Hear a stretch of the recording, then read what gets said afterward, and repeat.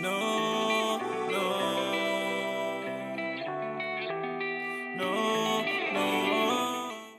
Welcome back, guys, yet to another episode of our virtual podcast. I've got my guy here with me. That's David, all the way from Africa, Nigeria, Lagos. What's up, David? How's it going, man? Welcome to our podcast for the second time. How are things going with you? Well, everything is going really fine, man. It's really good to be back again. How's everything going on? Yes, sir. Yes, sir. It's always a pleasure. You know, you're one of my oldest clients, not I would say you're one of my oldest friends here in this music marketing. And, it's always been an honor, talking to you, working with you. And I do want to enlighten my guys here that, the first thing, the first instinct that I had about David when I heard his, songs was that, I want to build this man up. Okay. And he's got the potential. He's got what it takes to, go on, build himself up in the world, shine his music upon all the people out there. And this is what I have in mind for my guy here, David, aka Tunde Too Deep.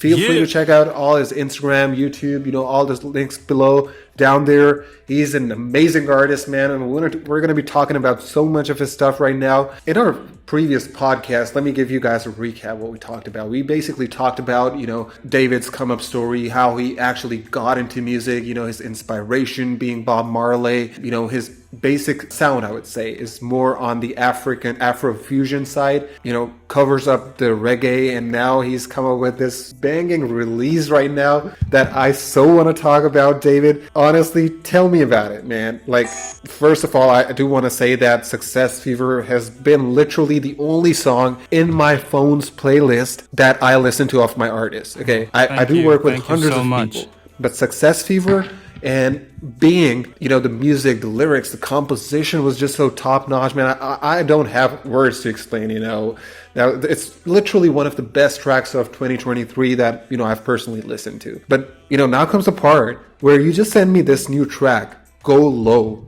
And I listen to it. And normally, I'm a really choosy person, when it comes to selecting songs or, listening to them. I take so many bugs out of these things and I'm like, no, this part could be much better. We could improve the sound here. We could improve maybe the lyrics here. But Golo, honestly, my first instinct was that it got me tapping. Now, the dancey vibe of it, the calypso of it was so entertaining. Tell me about it. How do you, what's the come up story about the song? Tell me about it.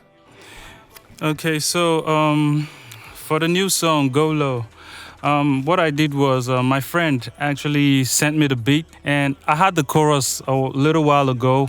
And like I always do, once the chorus comes, I just record it on my voice note. And so I had it there. And my friend produced the beat, and he told me he had a beat for me. And I was like, okay, yeah, send it through. Let me see what it's like. And immediately I heard the beat. I could just connect it to that song. So I went back to my phone. I found the song, and I sang it on, and it was just perfect. And, we had to work on the beat too, because it was, I needed to put it through on my direction to just, create the idea in my own way and just, put my own touch into it to make it sound original to me. I really wanted it to have, a mix of the Afro Calypso feel, which it has now. And, just blending my verse and the chorus and everything to the beat, it sounded really, really dope. And because my last song was an electronic dance song mixed with Afro beats and reggae and a reggae kind of vibe. So I wanted to do something different. I wanted to do something Afro beats this time. Why? Because there's a lot of wave coming from Afro beats.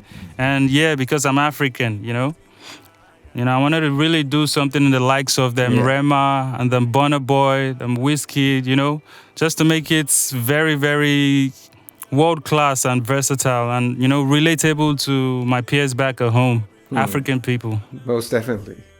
I mean, you see the whole point of this track was, at one point, I was, in love with Success Fever. I still am. And personally, I do want to shoot a video upon its, instrumental version. But now, on the other hand, if we talk about Go Low, now it is more of, I would say, a traditional Afro, not the modern version of it. Now, the only thing that, surprises me here is how well connected the chorus and the verses are. I mean, it does not seem like, one is, creating this song out of a hustle, that he's just putting down things and mixing them together. But it's more like, this song was meant to happen. And it's like giving the perfect image of, I would say, Afro Calypso, as you said before. On the other hand, I have one question. Like, are you planning to shoot like a visual for it? Because, the one that you had for Success Fever was just too top notch. And like, I want to know, like, if you plan to, make a video out of it as well. Yeah, and I'm actually at the moment putting up a script for the video, and I want it to be something really, really dope. I'm trying to. I've been watching a lot of Ludacris, a lot of Busta Rhymes, and all that kind of vibes. I'm trying to do something really different and something comical, with the visuals. So because the track has this, it has this comical feel. If you understand the lyrics, if you understand what I was saying in the verses and in the chorus, it has a lot of imagery, and I want to be able to display exactly what I'm saying, in a way that's it's very funny to anybody that sees the video. And you know how Ludacris will come with the big hands or the big shoes? Yeah, that kind of vibe. That's what I'm trying to project with Golo.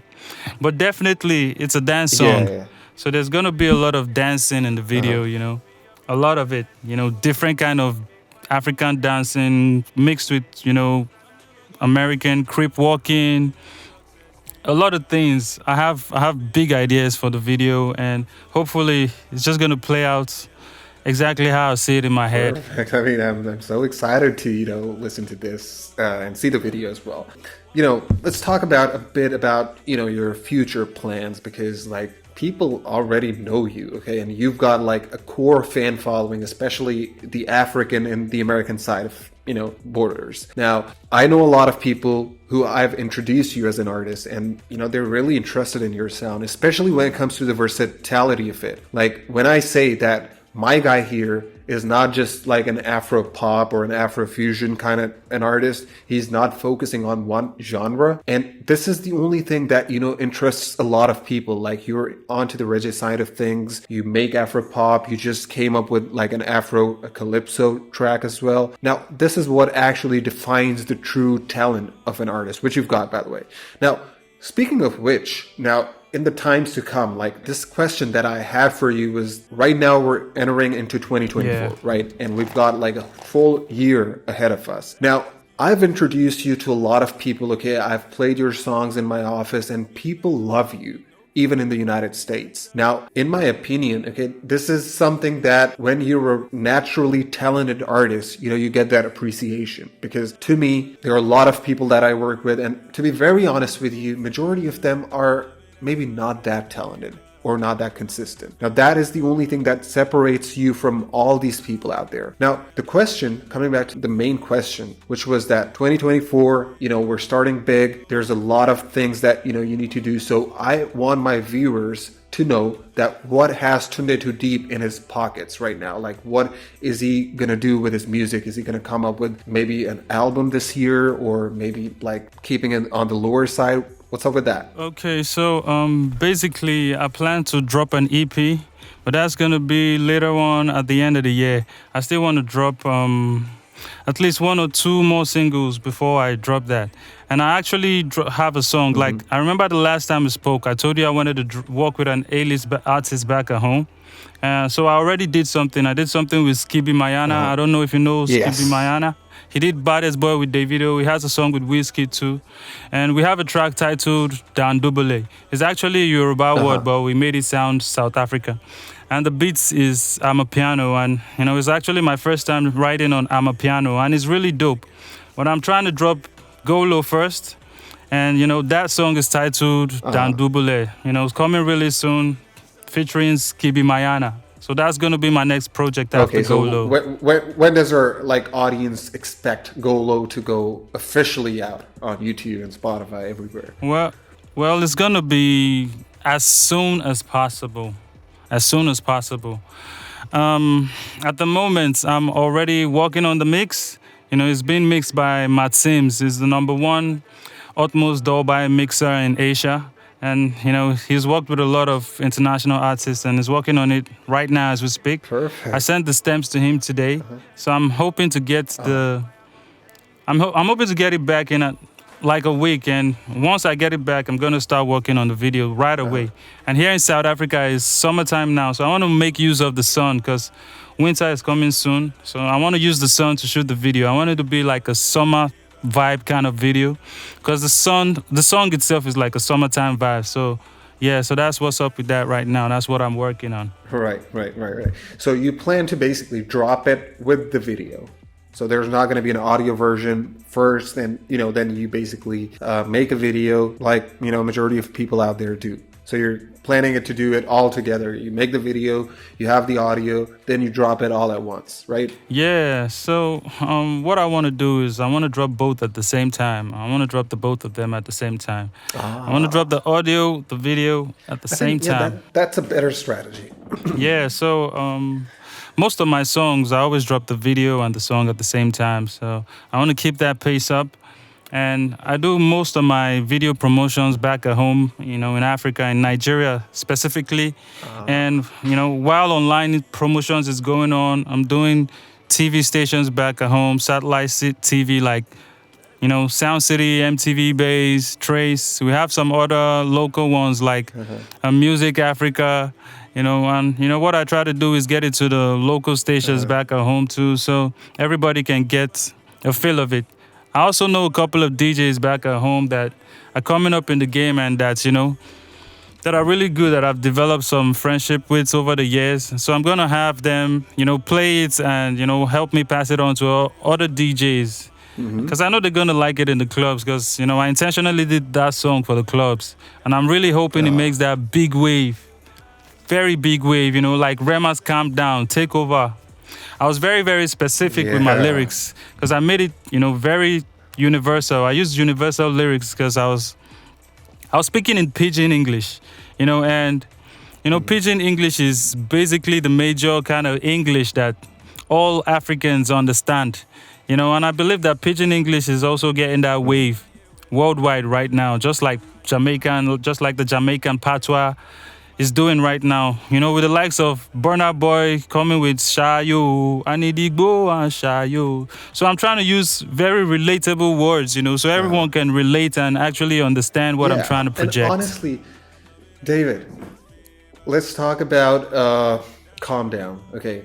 Now, I recently, got some time to, observe Calm Down and, how it actually got so viral.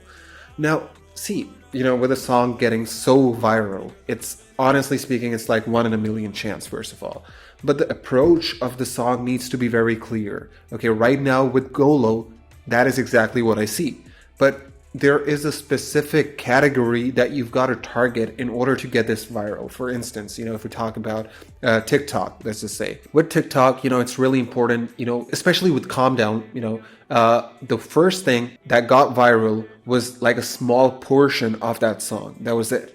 Now, on the other hand, the whole song never got viral. Only a small portion like calm down. That was the part that got viral. That was it. Nobody had time to listen to that like 3-minute song upon it. Now there has to be like a small portion where, once you are working on the video, okay, you've got to come up with something that is unique. For instance, there's maybe a dance step, okay, like a specific thing that you're doing in the video at a specific part, and that part is basically the most interesting like part of the whole song. Now, once that is uploaded on TikTok, you start marketing for it virally. Okay, you start running ads on it, you start targeting more and more people, and you're doing a lot of stuff for it. But end of the day, once that part hits, once that video hits of it, hundreds of thousands of people are gonna, copy that video. That is what normally happens with all of the Asian, African, even American songs. Like there was a freaking song called Drake's song Kiki, Do You Love Me, right? This is like an old song. In that song, there was like a specific dance step that, people were walking with the car. That was it. It was bullshit, but it got viral. Now, this is the thing that, one needs to focus on. And with Golo, I'm going to suggest you the same thing that, we come up with something that is really unique, even if it's bullshit, okay? Right now, bullshit's getting viral and, real talent is maybe something that is not, being appreciated. So come up with something that is unique. And I would say that, as your marketer, I am going to be focusing on a lot of your TikToks as well. Because like the videos that you're currently making, they are necessary,